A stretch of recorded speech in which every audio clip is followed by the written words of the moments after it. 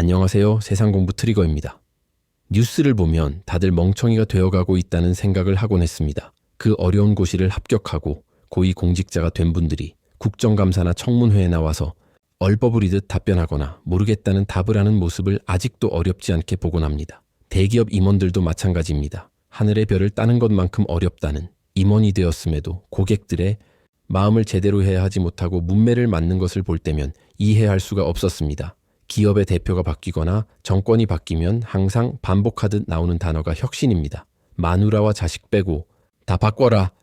삼성그룹 이건희 회장의 명언 중 하나입니다. 반복적으로 혁신이 시도되었음에도 우리는 변화를 체감할 수 없습니다. 신수정님의 일의 격에서 혁신을 실패하는 본질적인 이유가 시스템이 아닌 사람의 본성을 바꾸려 하기 때문이라고 말합니다. 공직자들은 결과가 아닌 과정에 의해 평가를 받고 문제가 있으면 벌을 받습니다. 그 벌은 무지막지해서 당장 승진은 물론이고 미래의 연금에 영향을 주게 됩니다. 그러니 의사결정과 실행 과정이 무척 보수적일 수밖에 없습니다. 기업의 임원들은 어떤가요? 기업은 반대로 결과가 중요합니다. 그 결과는 수익을 말합니다. 그렇다 보니 과정에서 생기는 불미스러운 일들이 반복해서 생길 수밖에 없는 것입니다. 주식회사 란주주의익을 극대화하는 것이 목표입니다. 아울러 전문 경영 인재도란 것이 멋있긴 하지만 실제로는 단기간에 이익을 도출하지 못하면 집으로 돌아가야 하는 계약직일 뿐입니다. 혁신은 성공하려면 근본적인 시스템을 변화시켜야지. 착하게 살아라 또는 헌신하라 아니면 감동시켜라는 선동적 명령은 허공을 향한 메아리와 다르지 않습니다.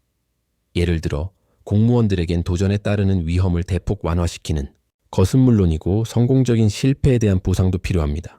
기업인들에겐 불로소득에 대한 징벌을 몇 배 강화시켜 딴짓을 할 생각을 못하게 해야 합니다.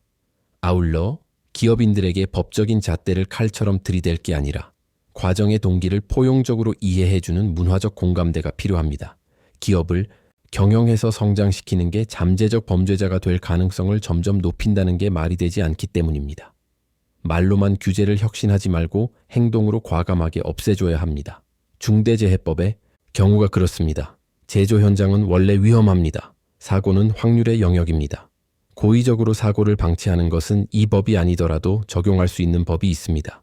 책임자와 경영인을 구속하는 것으로 겁박줄 것이 아니라 경영상의 엄청난 피해를 감수시키는 것이 더 현실적인 조치가 되지 않을까요? 미국과 선진국에서 제조기업들이 점차 줄어들고 서비스업이 성장한 이유는 바로 높아지는 생산 비용에다 점점 더 무거워지는 책임에 대한 부담 때문입니다.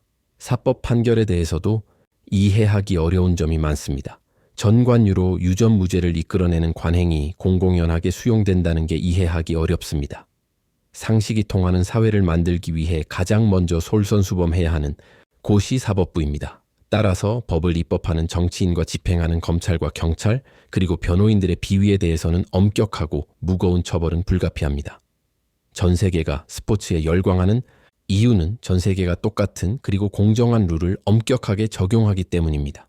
끝까지 들어주셔서 감사합니다.